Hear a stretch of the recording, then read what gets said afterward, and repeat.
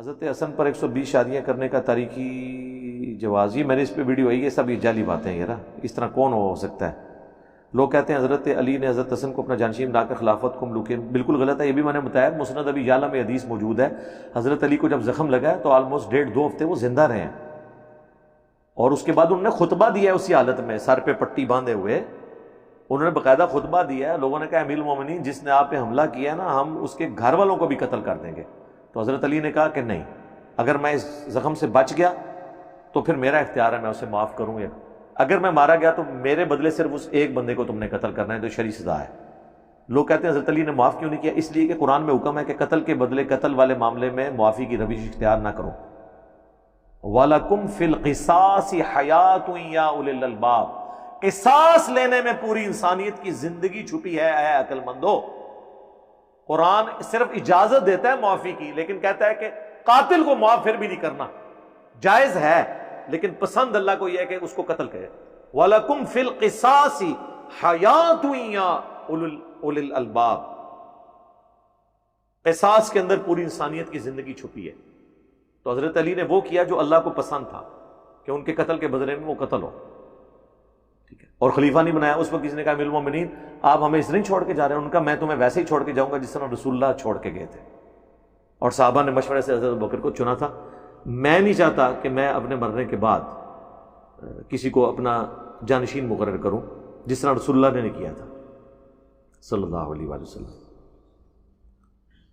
اس نے پھر مزید ایکسپلائٹ کیا، اس نے کہا حضرت آپ اللہ کو کیا منہ دکھائیں گے کہ آپ امت کو اس طریقے سے حوالے کر گئے ہیں بغیر خلیفہ کے؟ انہوں نے کہا کہ اگر اللہ نے تمہارے لیے خیر باقی رکھی ہوئی تمہارے لیے خیر کا معاملہ کر دے گا، اور اگر اللہ نے تمہیں فتنے میں ڈالنا ہوا تو میرے بعد ڈالے گا۔ میں اللہ تعالیٰ کو یہی جواب دوں گا کہ میں اسی طرح ان کو چھوڑ کے آؤں جس طرح نبی علیہ السلام چھوڑ کے گئے تھے۔ ٹھیک ہو گیا؟ یہ تو پھر صحابہ نے بعد میں مشورہ کر کے حضرت حسن ابن علی کو خلیفہ چنا، لہذا ملوکیت نہیں کی۔ دوسرا، حضرت حسن کو تو صحیح بخاری میں الفاظ ہے میرا یہ بیٹا سردار ہے، اس کی وجہ سے مسلمانوں کے 2 گروہوں میں صلح ہو جائے گی۔ تو جس کو رسول اللہ خود سردار اور امام مقرر کرے، اس سے زیادہ خلافت کا اہل کون ہو سکتا ہے؟ اور کہا اس کی وجہ سے صلح ہوگی، یعنی صلح سامنے والے کی وجہ سے نہیں ہوئی ہے۔ اور ڈاکٹر صاحب بیچارے چونکہ دیوبندیوں میں ان کا سارا وہ زندگی گزری، اور وہ کہتے ہیں جی حضرت امیر معاویہ نے بلینک کاغذ لکھ دیا حضرت حسن کو کہ آپ جو شرطیں لکھیں گے مجھے قبول ہیں تو میں آپ سے صلح کر لوں گا۔ وہ حضرت معاویہ کے کھاتے میں صلح کو ڈال رہے تھے۔ یار اتنی عقل تو بندے کو استعمال کرنی چاہیے، جو بندہ اپنی پوسٹ چھوڑتا ہے اس کی وجہ سے صلح ہو رہی ہوتی ہے، یا جو قابض ہو رہا ہوتا ہے اس کی وجہ سے صلح ہو رہی ہوتی ہے؟